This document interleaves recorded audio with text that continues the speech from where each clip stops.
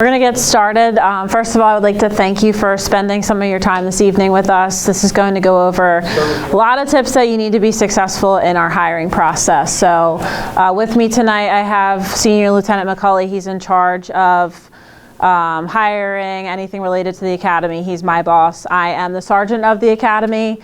My partner is on his way here tonight. He can also answer questions at the end that he might have from a coordinator's perspective. And then most importantly are 3 paramedic candidates from the 4th Academy class. So they're going to give you personal insight as to what their experience was in the 4th Academy. Currently we have the 5th Academy in and we're hiring for the 6th. So thank you again for coming tonight.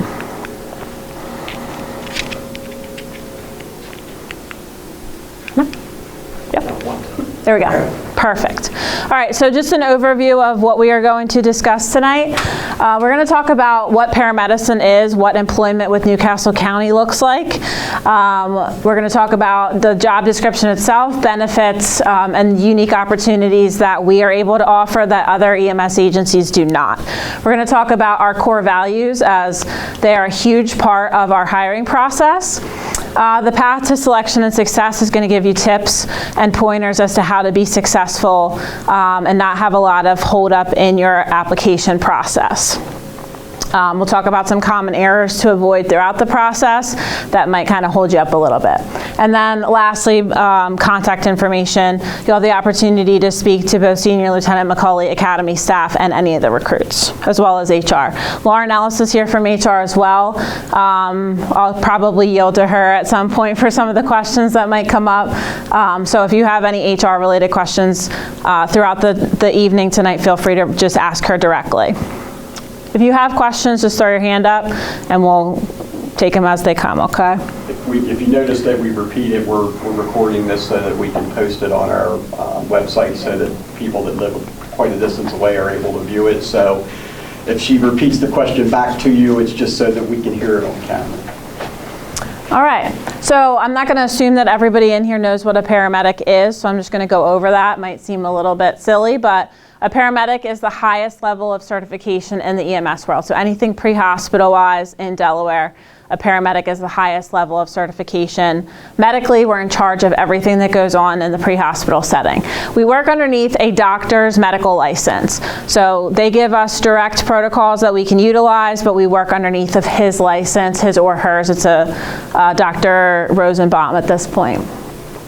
It's approximately 1,000 to 1,200 hours of training. So it's very intense, and we're asking you to do that in about a year's time frame. So it is a very fast-paced learning environment. What we do is we provide advanced, urgent, life-saving pre-hospital care in any type of environment. So any emergency that you can think of, paramedics are typically reserved for the more serious emergencies, so cardiac, respiratory, pediatric, maternity trauma, anything that you can think of, we're involved in those emergencies and we run them.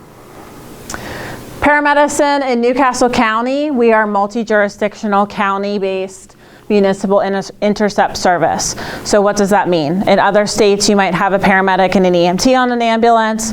They go to a scene and treat the patient. We do not operate like that. We have 2 paramedics on a unit. It's a chase car similar to the truck that you see there. So we don't put any of our patients in those vehicles. We meet up with the EMTs at the scene and then we work together to treat the patient. We are paramilitary in uniform, so as you see on all of our uniforms, there's rank structure. We follow a paramilitary type system. We work a 2-2-4 shift schedule. So this is different than the academy, but once you are certified or even in the training process, we work 2 10-hour days, 2 14-hour nights, and then we have 4 days off. So that would be the schedule that you will eventually work once you're through your training process. It's fully paid for uniforms. That's one of the benefits of working for the county. Some services that you work for, you might have to buy your boots or pay for uniforms. The county provides everything. So all this expensive stuff that you're looking at is fully paid for, all the way down to the boots by the county. We are nationally accredited, which is a very rigorous Basically, they come through with a fine-tooth comb, make sure that we're doing the best practice in the industry, and we're accredited nationally. We're one of the only agencies on the East Coast that is nationally accredited for the type of service that we run.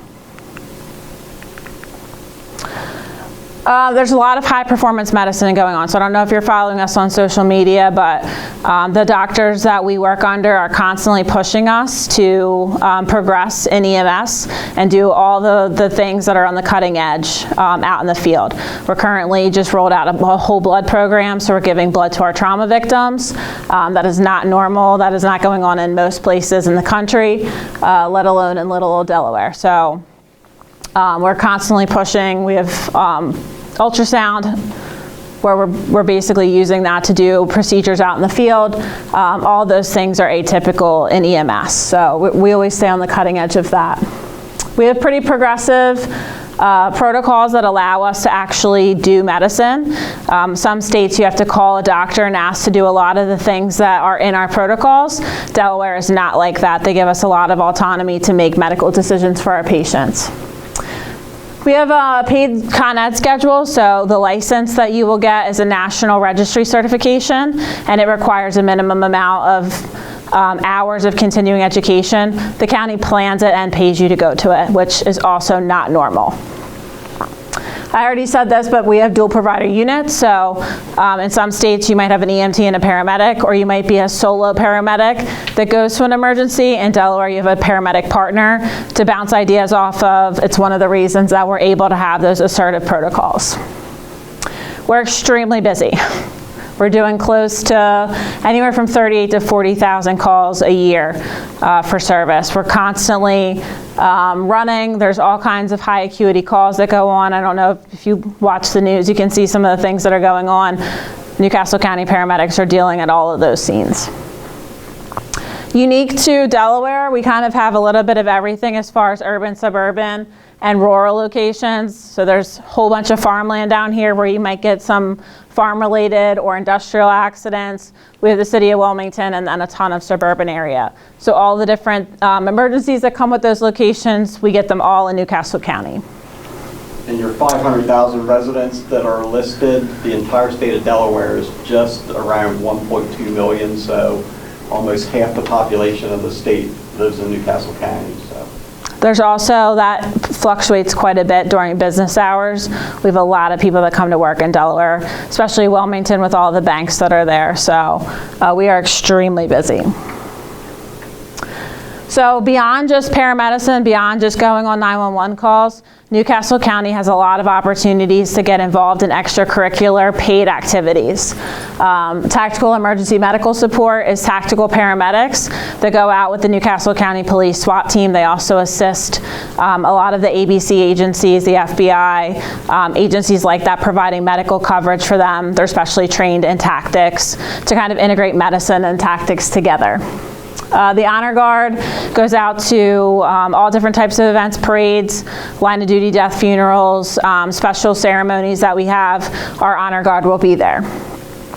Technical rescue is one of the newer special operations units that people can get involved in. It's kind of like high angle rescue, ropes and rigging, that type of training. They all get sent for pro board certification in all of that certification. So it's pretty interesting. A lot of people are excited to go out and do that as well.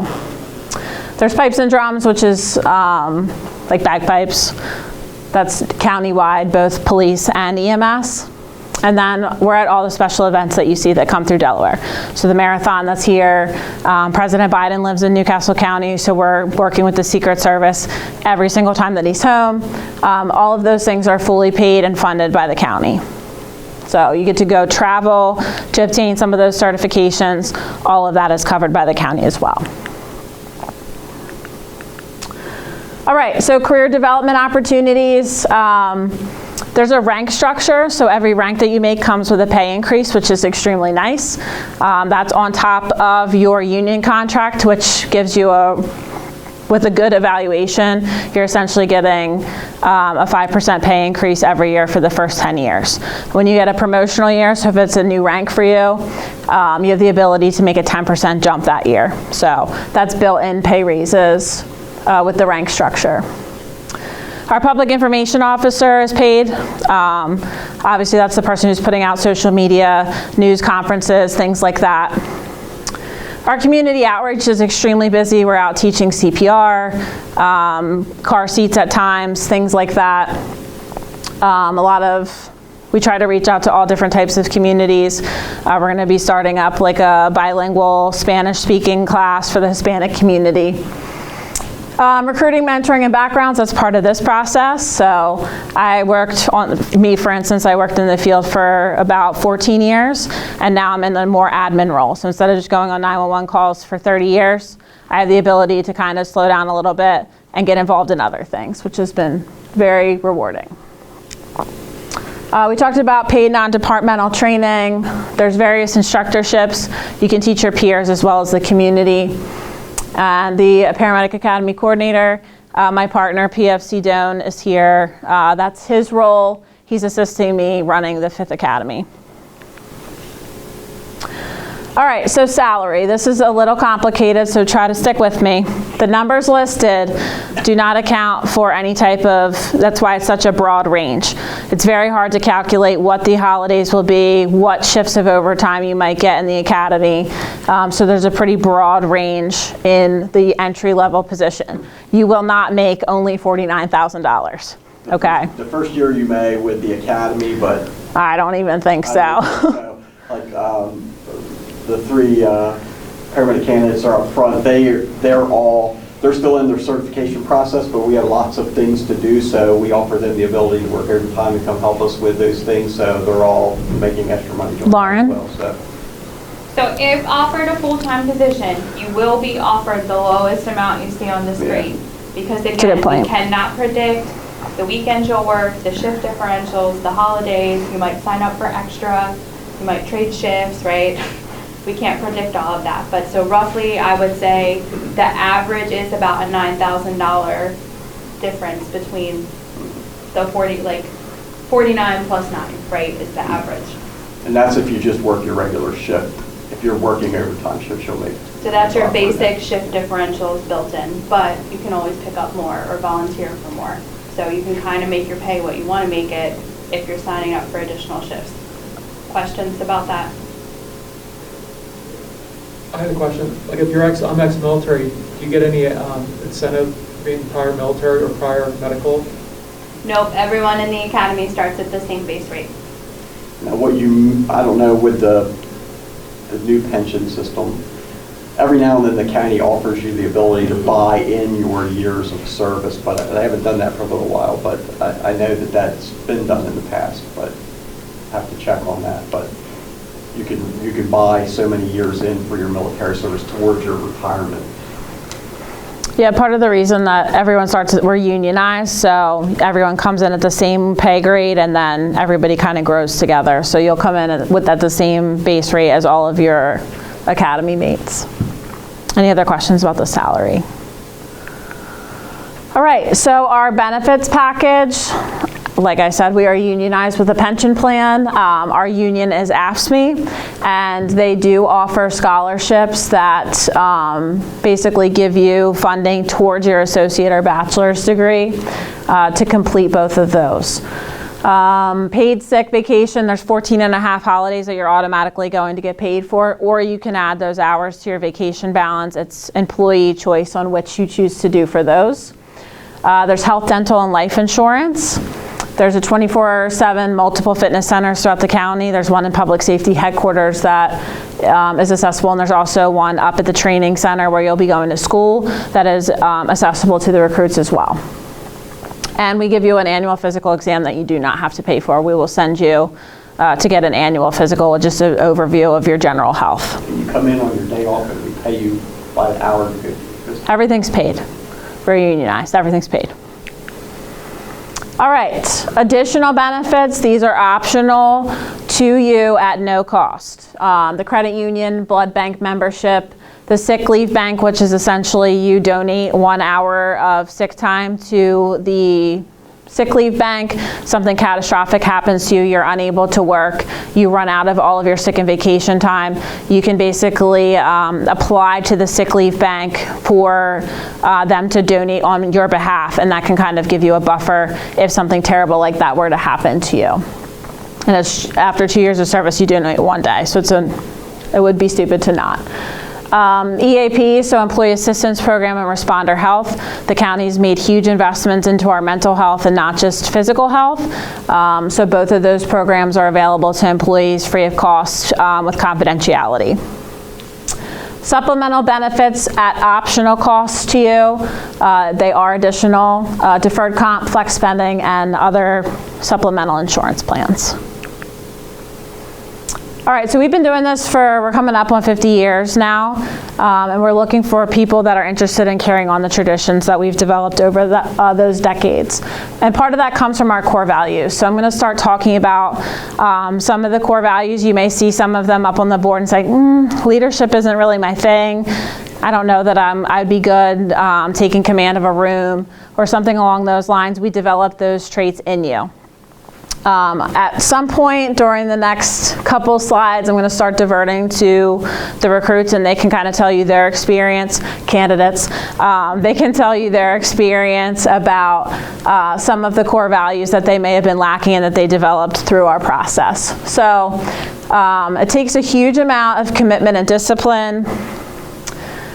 Integrity is probably the one that you have to come in with. If we find that you're lacking integrity, we're not interested in hiring you. That's probably one of the only ones that you have to walk through the door in.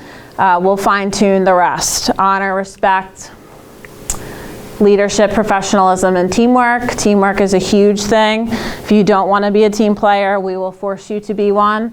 And they can kind of talk to you about that. Courage and loyalty, you never know where you're going to end up. We're going to ask you to go out.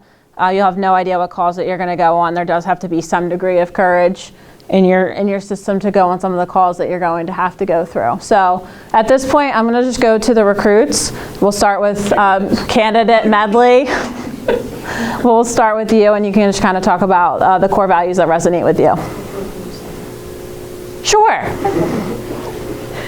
Good evening, everyone. Sergeant 07, candidate Medley. I just came from the Paramedic Academy, graduated in February. One of the core values that I honestly struggled with coming in was discipline. Growing up, there was a loose kind of foundation, and I was able to kind of just do things as I went. Even with past employers, there was a little oversight. It was kind of just going with the flow, doing whatever feels best for you to do. And then with the academy, it was a completely different world. There was a lot of structure, there was a lot of things that I had to learn about myself, things that I had to kind of figure out along the way. But with the help of my classmates and the help of Sergeant Hill, I was able to kind of gradually ease my way into being a more disciplined person, into being able to kind of follow that structure. I mean, there's always been kind of struggles, but just making sure you have the proper support system and making sure that you're trying your best and giving it your all at 100% of the time. It kind of gradually leads you into the direction that you need to go in, and that's what the academy did for me. It helped me to become a more disciplined person. Even in my personal life, I've been doing things differently and doing things that I wouldn't normally do. I've been doing it since being in the academy, just being more restrictive of my energy and the time and the certain people, places, and things that I associated with before. I've become more disciplined now to, changing my way and doing a lot of things that are more structured and more disciplined, coming up with a steady routine and making sure that, I'm taking time to focus on the academics or reviewing protocols and things of that nature. Thank you.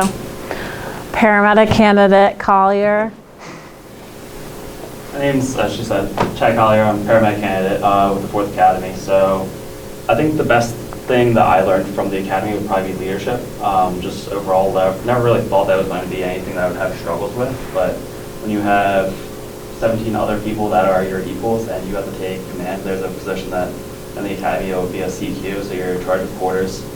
And you're essentially a liaison between academy staff and the rest of the class. So if there's any issues in the class, you have to handle it. You're essentially their superior, but at the same level. So you have to figure out that fine balance of being a boss and being stern with people, but also being able to understand where they're coming from and transmitting that up to the Academy staff. And I mean, it's definitely helped me out in the field now, being on different scenes, and I mean, as paramedics, we're running the CPRs. We're not really hands-on patient a lot of the time, as long as you're running the actual CPR itself. So you're talking about being in charge of people that are chiefs, assistant chiefs of other associations, other fire departments, and you're telling them, hey, I need you to do compressions, or you need to do this, or I need you to get whatever done. These are people that are 20 plus years above you in this system and could easily tell you to go F off, but I mean, you're in charge of them at that point because you are the highest ranking person in that room up until someone else of our stature comes in. So, I mean, having that ability and that knowledge of like how to control and mitigate what you need to control and how to interact with people definitely helped with the leadership and that, I guess, courage too of that, so. Thank you. Yeah. Paramedic candidate Crow. Hello, everyone. So a few of the core values that have resonated with me throughout the academy and then into this FTO process that we are in right now. The first one would be courage. It took a lot of courage to even apply for the academy. That was something that it was very daunting, and I did not have any experience in EMT prior, so in the back of my head there was all that self-doubt. Can I do this? Can I get through it? This is very long. There's going to be a lot of time that we need to put into it. So just the initial courage that it took to get into it. And then throughout the academy, a lot of the things that were expected of us had a lot of courage that we needed to kind of build up and gain. And then another one would be teamwork in order to get through the expectations, in order to get through the days and through the months and the years. And it required you to depend on your peers for quite a lot. You needed to learn how to gain that ability to kind of sit back and let your teammates help you with things that you can't do yourself. There's a lot of things that you physically cannot do by yourself, like you said, like the CPRs. You have to depend on other people. And then lastly, just being able to be a leader, that was something that I lacked. That was one thing that I went into the academy not having, and then I've slowly been able to gain that attribute, have that voice for the room, be able to lead the CPR, be able to talk to the people on these calls that they're looking up to you to be the leader. Even the patients, they're looking for somebody who can be that voice in the room that they can trust. You walk in the room and they can look at you and be like, I know that you can take care of me and get me to the hospital alive.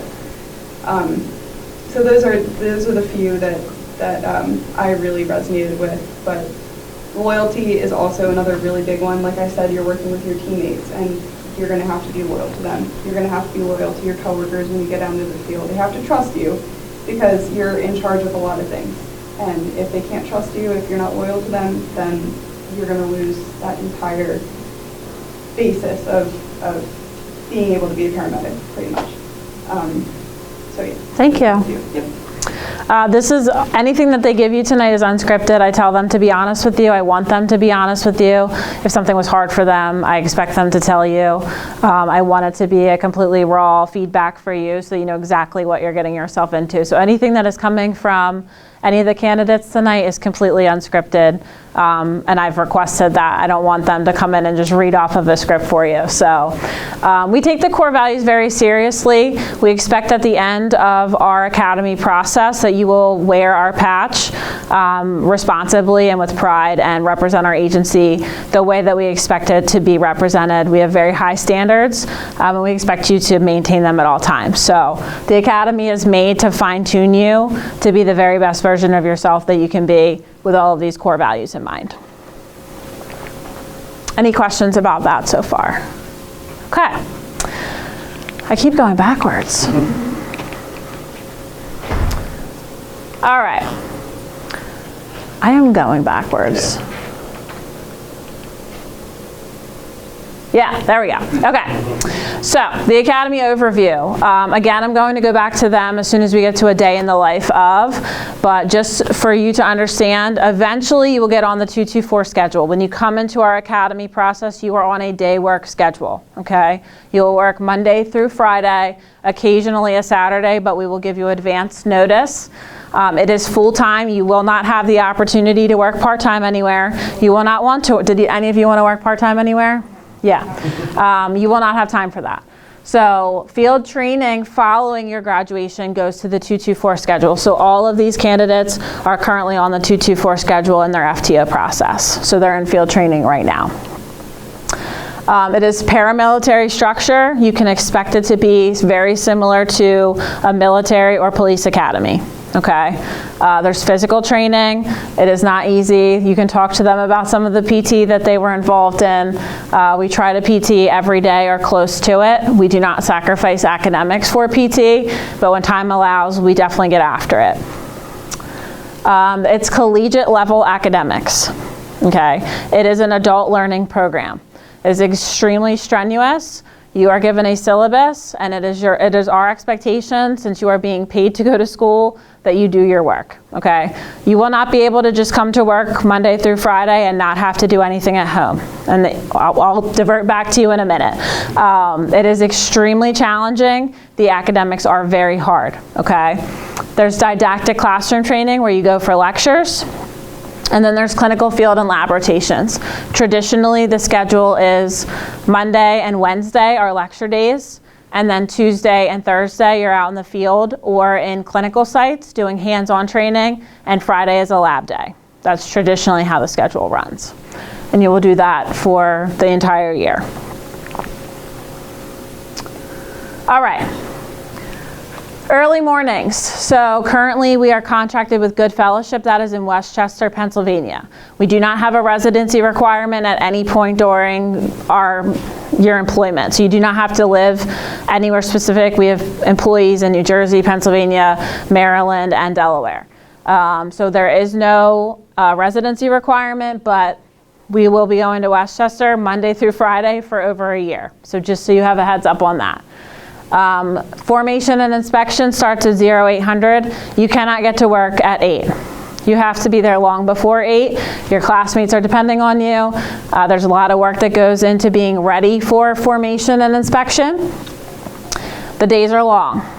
Like I said, it's a whole 2 days of lecture every week.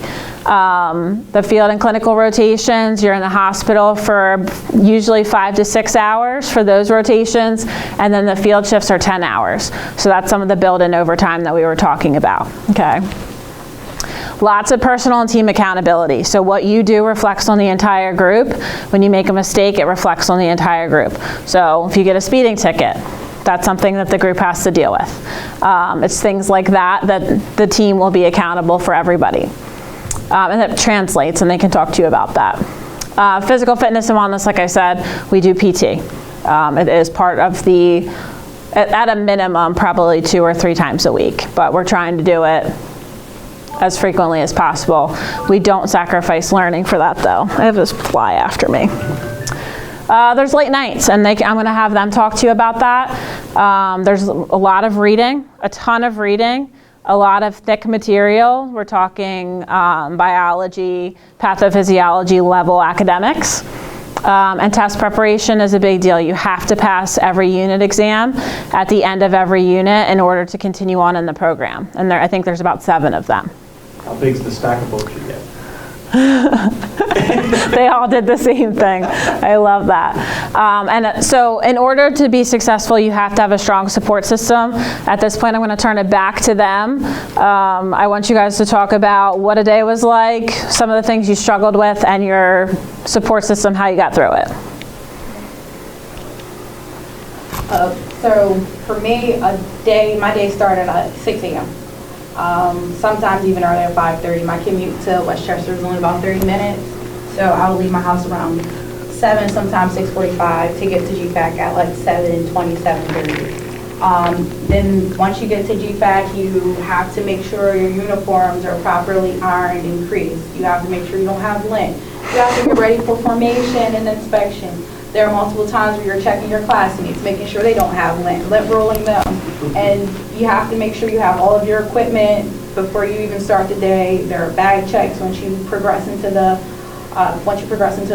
program. You'll have to check bags in the morning. You have to report if there's anything missing. So there's a lot of things that you have to do before your day even starts at 08. And then once you get into inspection, you have to be prepared to, you know, go through the whole inspection, stand out for sometimes an hour. Just, you know, taking direction or listening to like review material for the test that you might have in the morning. After inspection, you know, you get breaks throughout the day, so you get 10-minute breaks where you can go to the bathroom or have a snack or something like that, but you have to be in the books. Even when the day is over, there's times I've stayed at GFAC until like 7 or 8 o'clock at night, just studying. Study groups are definitely going to be your friend. So like getting a group of your classmates and staying late to go over review material, to go over your unit test or your exam, do homework together. A lot of that is very beneficial. You can bounce ideas off of each other. And then as soon as you get home, if you don't finish your homework there, you got to go home and do your homework. There are nights where you have to cover 3 to 4 chapters, so you have to make sure that you're in your books, but you also have to prep your uniform for the next day. You have to, you know, make sure that you're taking care of yourself, so making sure you're still getting an ample amount of sleep, making sure you're eating properly, you know, making sure that you are in the books, but also taking time for yourself and making sure you are taking care of your mental health, because it can be stressful. It can be strenuous. There will be times where you'll probably go home and if you're not crying, you're riding home in silence because of how rough the day went. But then just like Sergeant Hill said, there has to be a strong support system. Your family is going to have to understand. There will be times where you might not be at GFAC for 7 days a week, but you're going to be working all 7 days. You're not going to have a lot of time to really hang out with your friends or go out and do things that you would normally do because of how much of a workload you have. There have been weekends where you have to get down like 6 chapters. So that's a sacrifice in itself. And your family and your friends and your support system have to understand. There are times when you call them and you're breaking down because of how rough work was or because of how rough like the course material you had to do was. So you just have to have that strong foundation at home to be able to get through and just have those people in your corner that will encourage you and will have your back.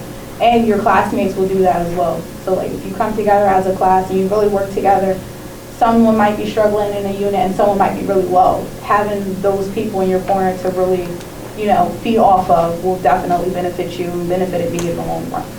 Thank you. Collier, can you talk about your support system? I can. And then anything else you want to add, but.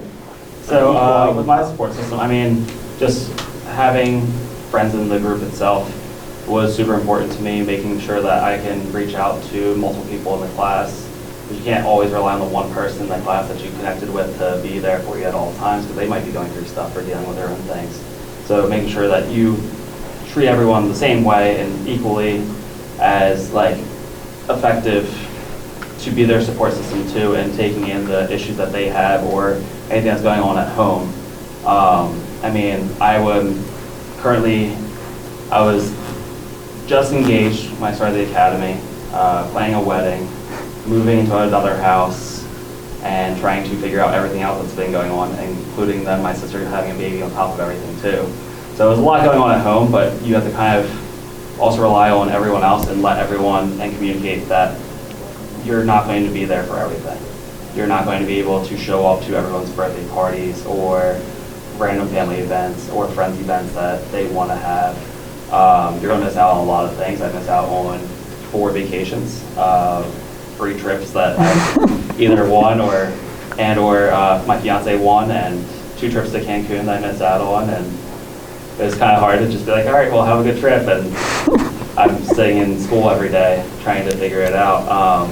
But yeah, I mean, definitely make sure that you are willing to stay humble. That's probably the most important thing in this, is you humble yourself and don't ever think that you're better than someone else, because that person that you think you're better than is probably the person that's going to need you're going to need later on to help you out in something else.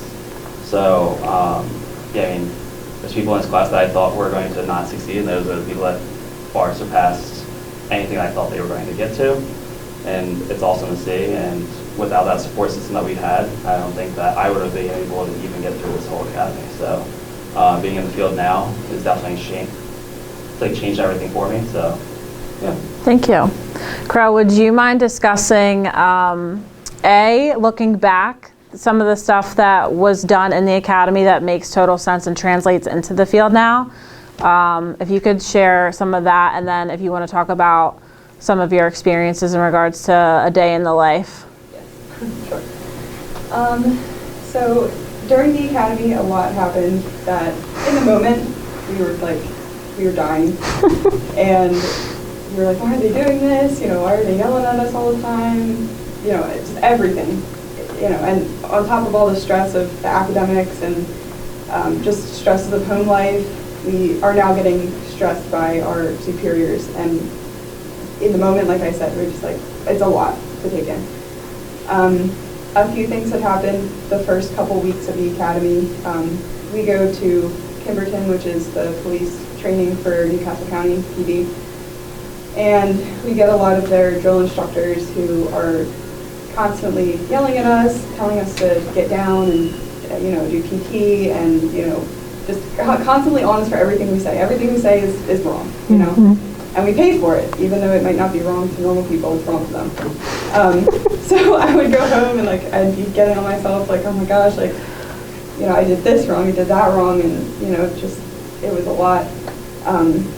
Later on down the road, when we were in the middle of the academy doing all of our academics and everything, sometimes I would struggle with taking tests, and, you know, a lot of other people could possibly be struggling at the same time with tests or getting things done or making sure their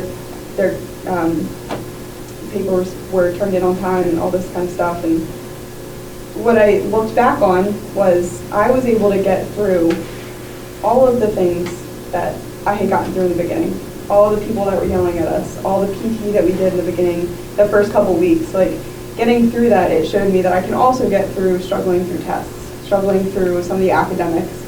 I got through it. I was able to push myself so hard, and that was some of the points that they made is if you can get through these really tough physical moments, you can get through the really tough academic moments. And that's translating now into field training is you're seeing all these patients and you're getting all these calls that it's mentally demanding and physically demanding. And I've gone through all of this in the academy. I can get through this now.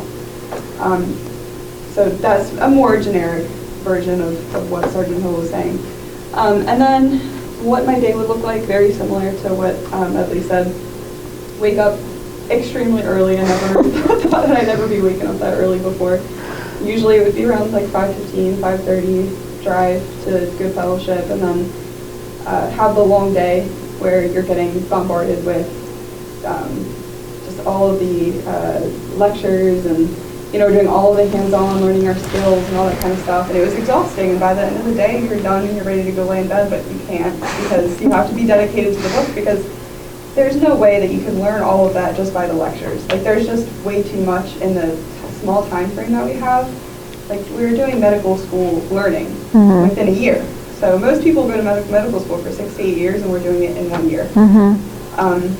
So in order to meet that expectation, you need to go home and, like Nedley said, you need to be reading your chapters. You need to be doing your extra research outside of what the books give us. You need to also be doing your own research and building that foundation for when you go into the field.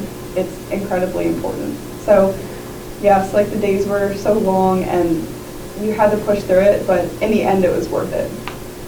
Nowadays, I am so thankful that I spent the extra time to build that basis of knowledge, because if I didn't, then my patients would suffer. And then in the end, it took about a year to get through the academy. It was a lot, but it was worth it. All those long days, everything that I had to give up with my family, with my friends.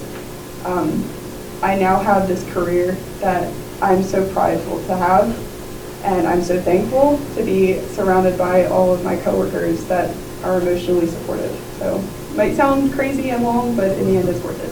So thank you very much. I have to say that their class, they were very receptive to instruction from Academy staff, and it enabled all of them. They were all very much driven to be successful, and we graduated the entire class of recruits that came in are now paramedics and in field training to get their state board of licensure in Delaware. So It's pretty much unprecedented results, but it was because of the effort that they put in. So they're a huge resource. Please talk to them at the end of the day, figure out what it was that made them successful, pick their brains with questions that you have. They're a very valuable resource because they did it right. All right, so I think we've gone over pretty much all of this. Your personal life is pretty much nothing. We do encourage you to do like some things for yourself, but you're gonna miss stuff, it's guaranteed. It's physically, mentally, and emotionally demanding because we are simulating what life is going to be like for you when you get through paramedic school and you're out in the field. The job that we have is all of those things. And we will develop resiliency in you that translates from everything in the academy to real life.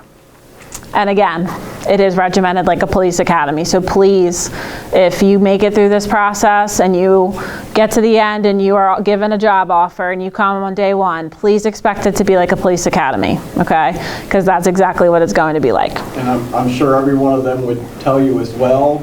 We tell all of them in the process of applying to keep doing your physical training and keep doing all your PT stuff, because when you start the academy, that's the way it's going to be, and it never fails that we show up and a lot of them didn't prepare enough, and they realized at that moment on the first day that, oh, they weren't kidding when they said we were going to do a whole lot of PT. So yeah, if I had some 5th Academy kids, we're doing more PT than even they did. So it's kind of dependent on what the academic schedule is. I made some adjustments in the schedule that basically allows for it. Sometimes it's at the beginning of the day, so we don't miss the opportunity because it's just good for you to get out and break it up and move your body. And all the feedback we're getting from the instructors is that they're so much more attentive on the days that we PT in the morning. So it's a good thing. All right, how to be successful in our application process. So if you have not done so, you are teetering on applying or not applying, I think you should do it. You go online. You want the paramedic entry-level candidates for paramedic training. There's 2 postings. One is pre-certified. You want the entry-level position, okay? To apply, the minimum qualifications are age 18, 3 years of driving experience, and a possession of a high school diploma or GED. Okay. The second step, after you apply, HR will be in touch with you to schedule you for a fitness test. We'll talk about the fitness test in a minute. Following the fitness test, if you are successful, you take a written AccuPlacer test. It goes over reading comprehension, sentence skills, and kind of basic math, and we'll talk about that in a minute as well.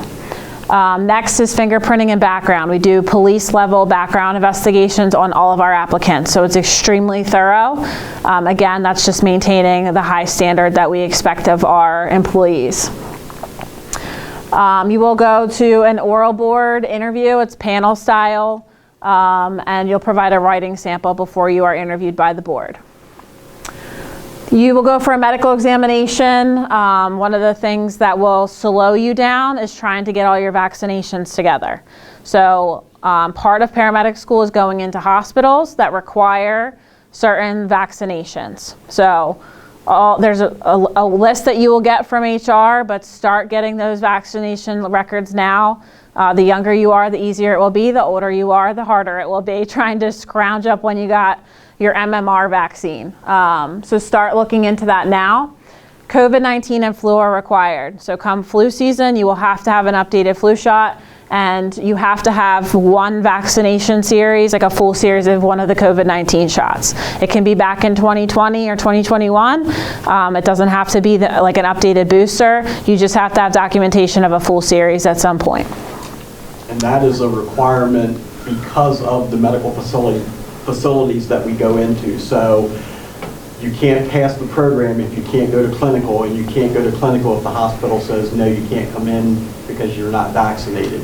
That could change. We've seen the mask mandate lifted, so before this next class starts, that could also be waived, but you need to be prepared that that's the expectation now. So if you're wondering, I have had people ask me about the COVID vaccine. Yes, you have to have it. It's not a county requirement.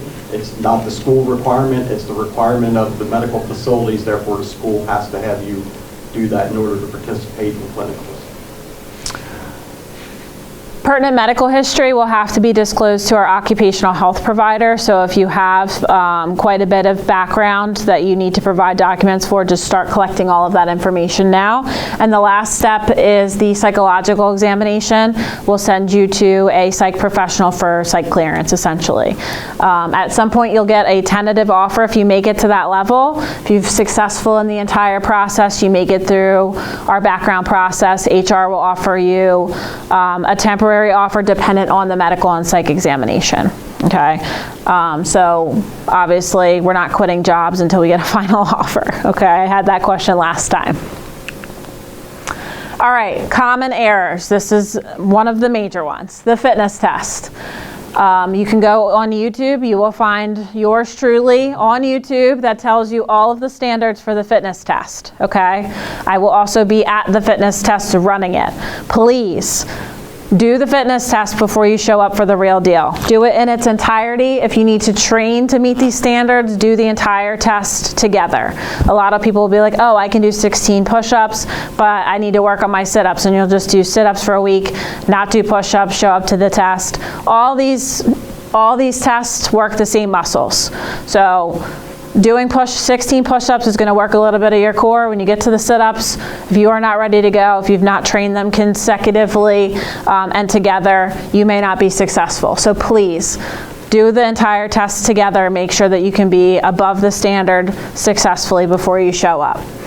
So for push-ups, it's 16 in a minute. The form is very strict. It is online. I recommend that you look at it. Your feet have to be together, your hands have to be shoulder width apart, and you have to go all the way down and touch a foam block that is just off the ground. So it's practically chest to ground push-ups, okay?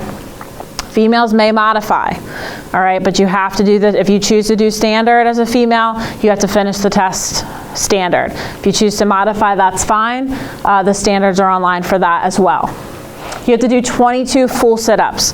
They're not crunches, they are full shoulder blades hit the deck, and you come all the way up and touch or go past your knees. Your hands have to stay interlaced behind your head. The form is extremely strict, so please look at that before you show up. We don't have too many fails on the mile. You can kind of like walk it backwards. We don't have too many people missing the mile in 16 minutes. It is walk, run. We encourage you to do your best. So if you can do 30 push-ups and 30 sit-ups, we encourage you to max out your reps at the exam. That is part of the background process. We look at the effort that you put forth. You have to bring, so HR will send you paperwork when you get invited to the PT test. You have to have a medical clearance signed by a doctor. You have to come to the exam with it. If you end up having to come back, it's only good for 90 days. So say you test at the next opportunity in August, you're not successful, and you have to come back in October. If you are outside of that 90-day window for whatever reason, you need to get another paper signed, okay? You should copy it.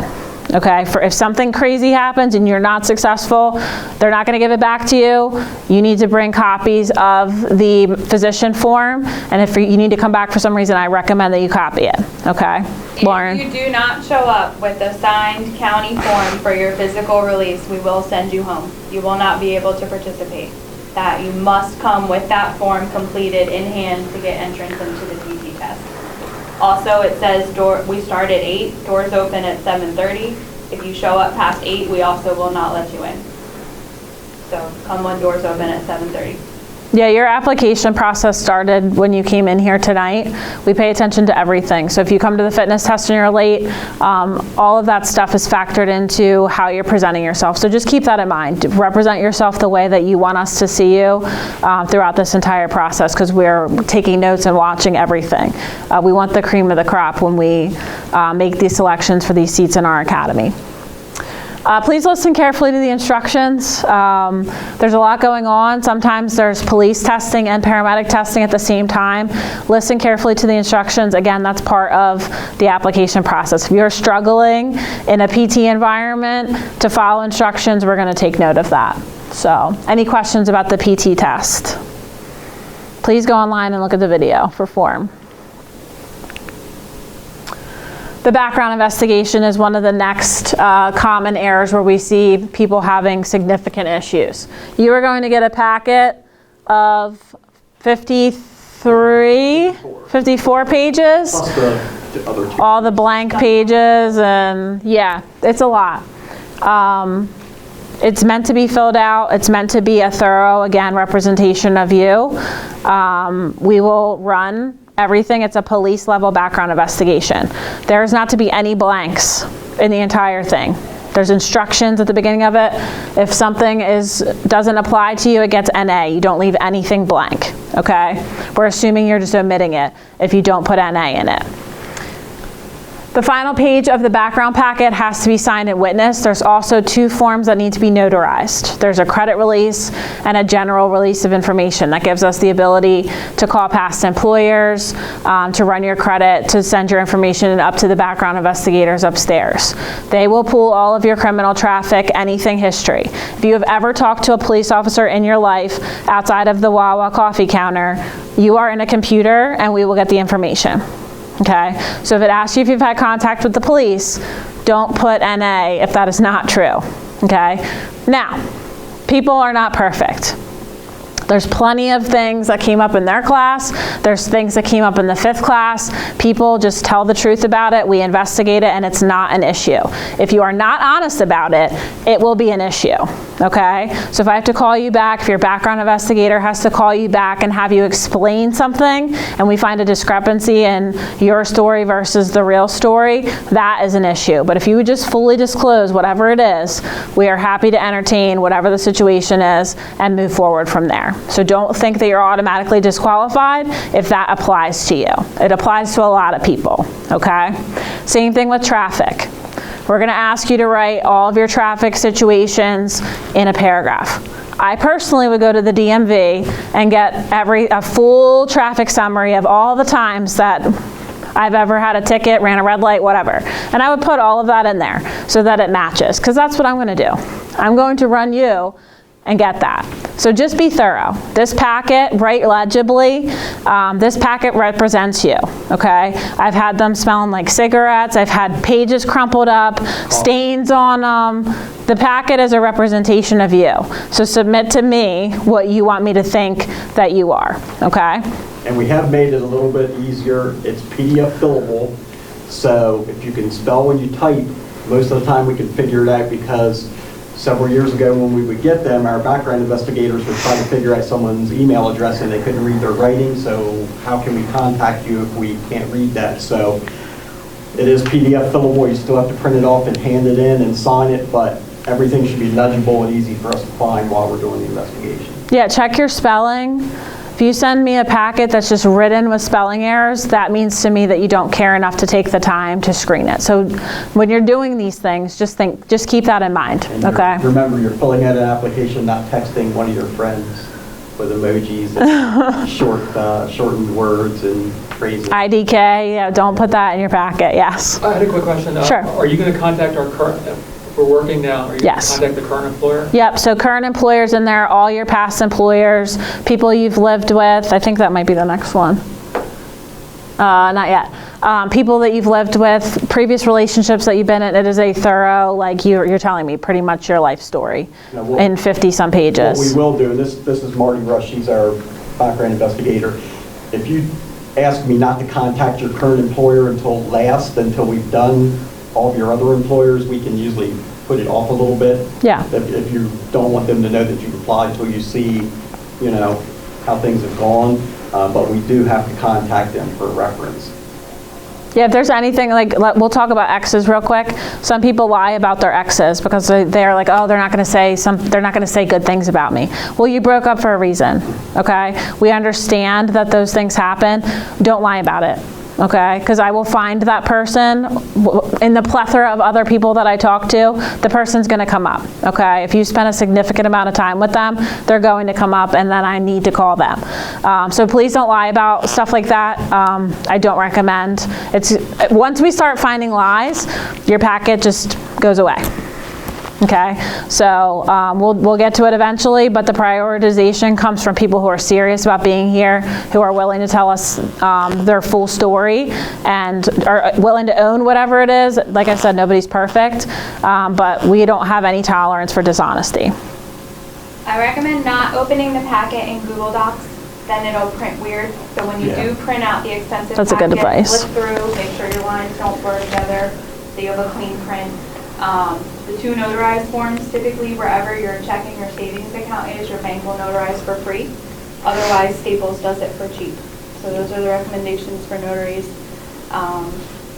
It is, the background is written in Adobe PDF, so I have noticed that sometimes if someone opens it with the Microsoft version of PDF Reader, that sometimes it'll give you a couple of the boxes that it won't allow you to put in the information. If you run into that before you call, try opening it with Adobe PDF Reader Writer so that it's in the same format that it was written in. I think that's some of our issues that we've seen. It's not many, but occasionally there will be 1 or 2 boxes. Someone will call me and ask me about it. Worst case scenario is when you print it, you fill it in by hand, but just try opening it with the program that it was written in. So the week after PT is typically when the written exams are held. And if you pass your written exam, that's when we collect your background packet and your supplemental forms to give you an idea of when you'd have to hand that in. Yeah, there's a lot of information that you probably need to start working on sooner rather than later. Transcripts are also one of those things.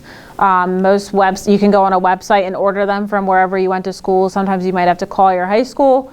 That's where you're going to be sending them, but start that process now because it can take time for them to come in, especially being off season in the summertime right now. So please start working on them as well. If you were in the military, I need a DD-214. Gotta have it. If U.S. naturalization paperwork applies to you, that has to be submitted as well. You have to submit an official copy of your driving record from all the states where you've held a license in the last 3 years. And it can't be like 4 years old. I need it within a month of your packet submission to our division. Okay, so you're gonna have to go to the DMV.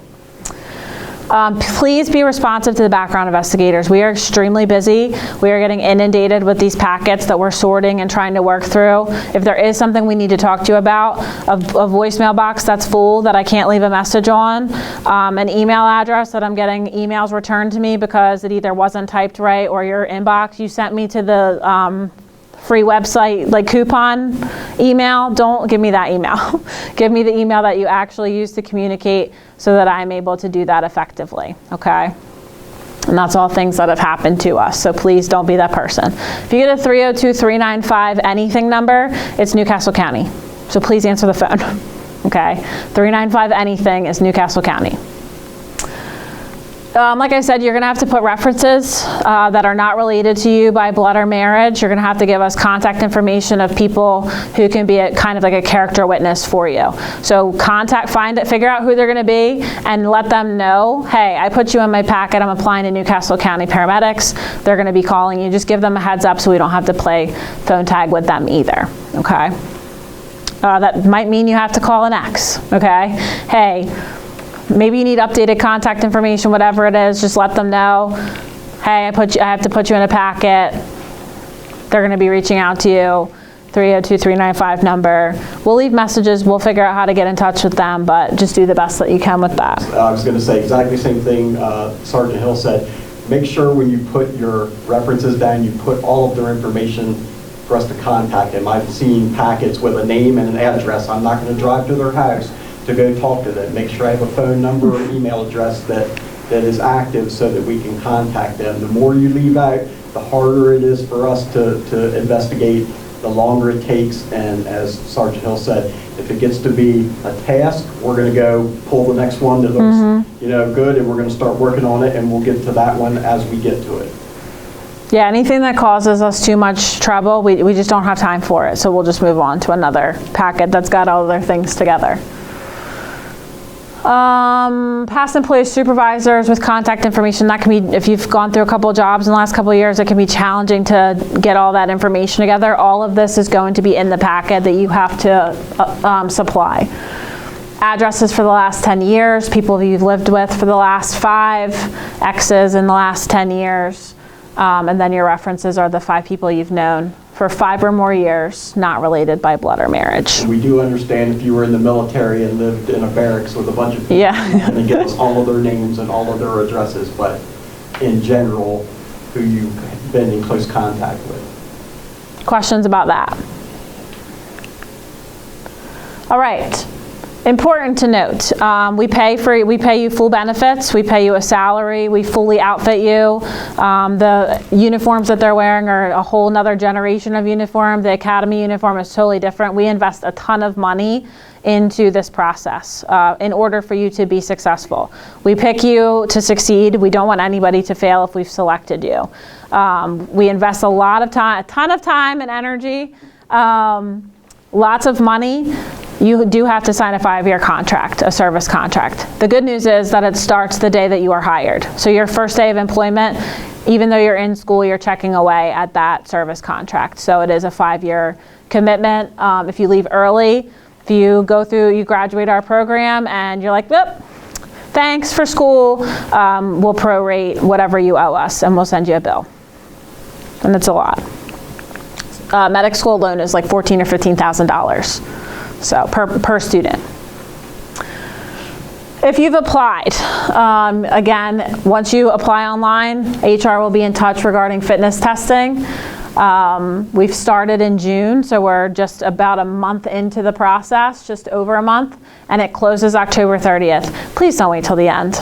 Okay, if you apply now, you have the ability to go to a PT test, make sure you have it together. If for some reason you're unsuccessful, you can come to the next PT test. If you wait till October, you're gonna have one shot at it. So please don't wait until the last minute. We're expecting tentative offers anywhere between February and March of 2024. The tentative offers are not a reason for you to quit your job. Okay, you need to make it through PT, the physical test, and the psych exam in those couple of months before the start of the academy. So don't quit your job with that tentative offer. Okay, the Paramedic 6 Recruit Academy is slated for April or May of 2024. So the 5th will be graduating probably in March, and then the 6th will be starting right after it. So that's the timeline that we're looking at. If you are interested, you don't know what a paramedic does, you have no idea what it's like to work in Newcastle County, I highly recommend that you go on a ride-along. We can work with you to get the paperwork situated, but essentially we send you to work with a crew on a day or part of a night shift. So you can work 08 to 18. We do cut you off and send you home at midnight if you go to a night work. But it's kind of very much similar to the feedback that you're getting from them. It's unscripted. You literally just go to work with them.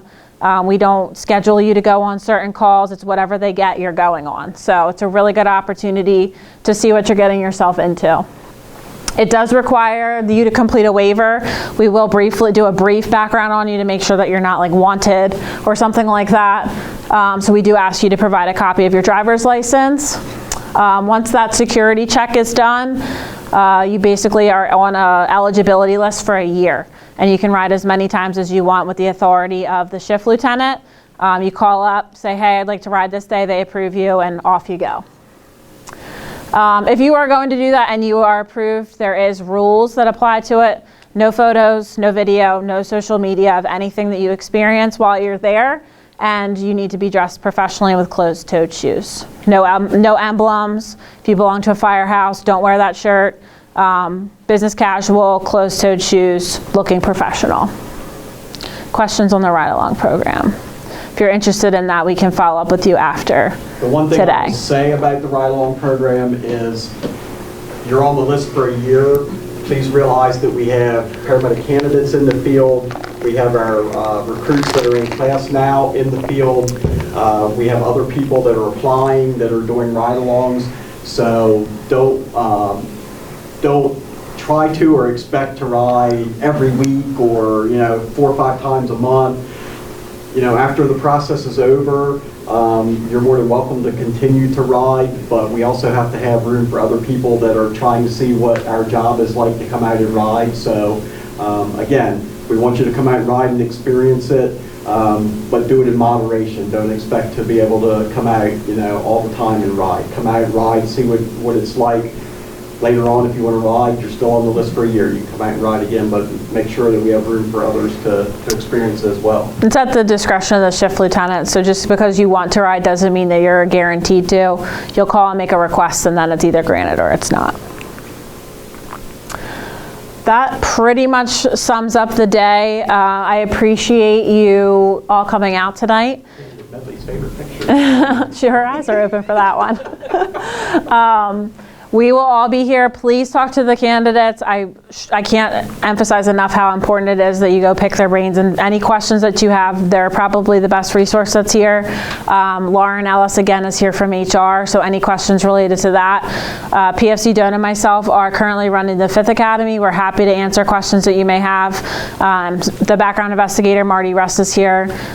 She works with all of us to get these backgrounds knocked out. She's a retired lieutenant from here, so she's done this job as well, so she has a good idea. And Senior Lieutenant McCulley's in charge of all of us. So if you have any questions, please feel free to come up to any of us following the class tonight, and we'll go from there. All right? Any major questions that benefit the group? When you contact the current employer, is it going to be the boss or HR?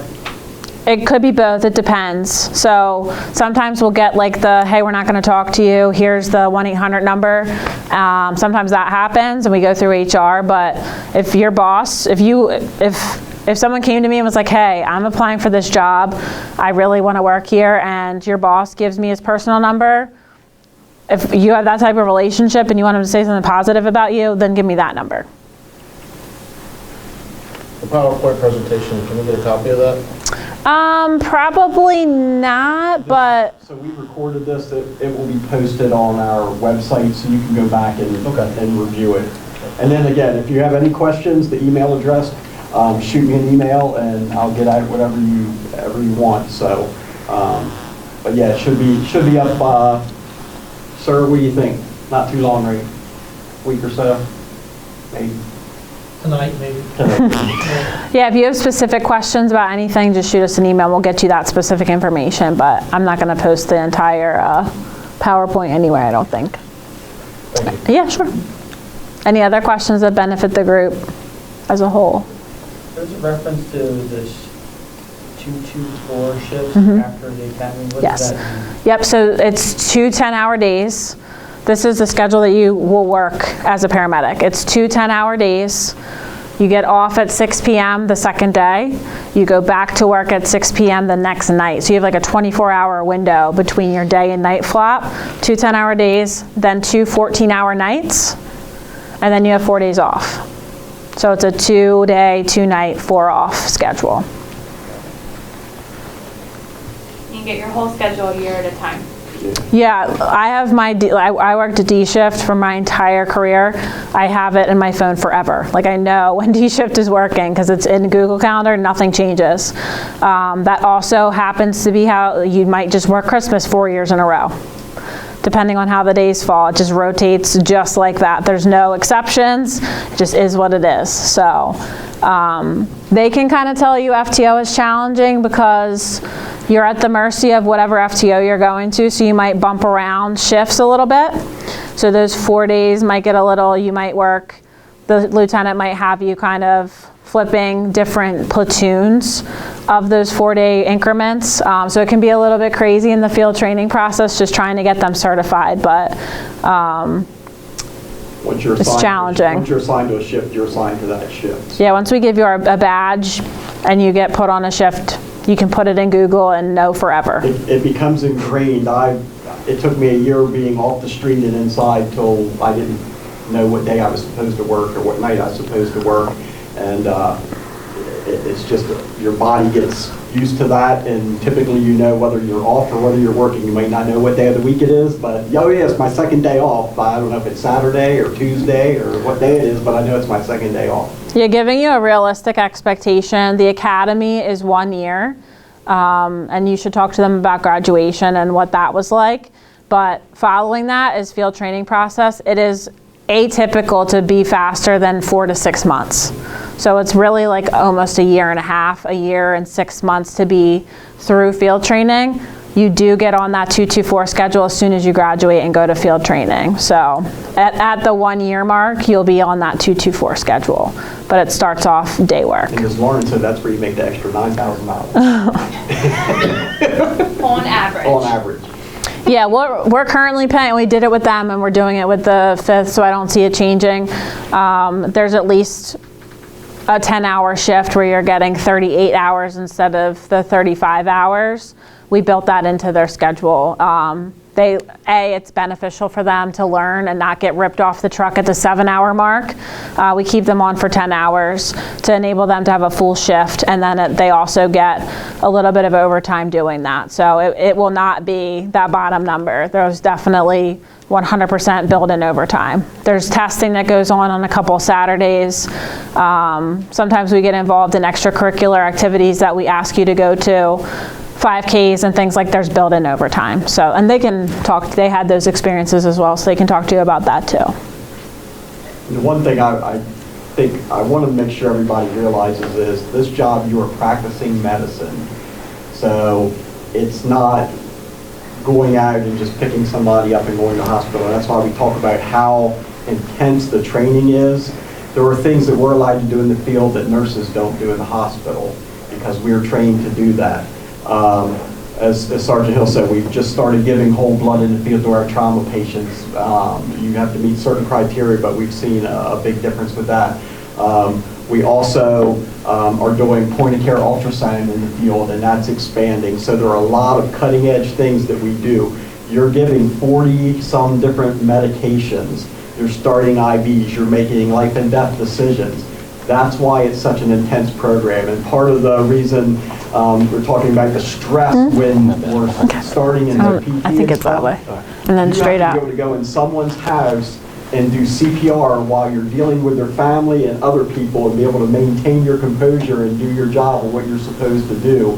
That's very stressful. So as Sergeant Hill and Sergeant Short that was with the last academy says, it's easier to get a stress response from you physically for you to be able to learn how to deal with that. You're gonna deal with that on a daily basis. So please go into this knowing it is practicing medicine. There's a lot of us, even I'll speak for myself, after you do this so long, it just becomes second nature, and sometimes you have to step back and go, I am practicing medicine, I am giving medications, I am intubating people, I am doing CPR, I'm defibrillating, I'm giving blood. Sometimes when we do it all the time, you lose track of how extensive it really is. So please know that's why it's so tough. That's why it's all compressed in a short amount of time, and that's part of the integrity and loyalty. You know, you have to really want to do this job, and you have to put everything into it because my analogy always is if I'm a carpenter and I cut a board wrong, I can go to Lowe's and buy another board. But if I don't take care of grandma right, you can't go buy another grandma. So, very responsible position. So please just remember that when you're looking at this. It is practicing medicine. It's not just going out and picking someone up and taking them to the hospital. Yeah, it's a big deal. With that being said, I think that's all I have, so I'm just going to cut everybody loose. Please talk to them.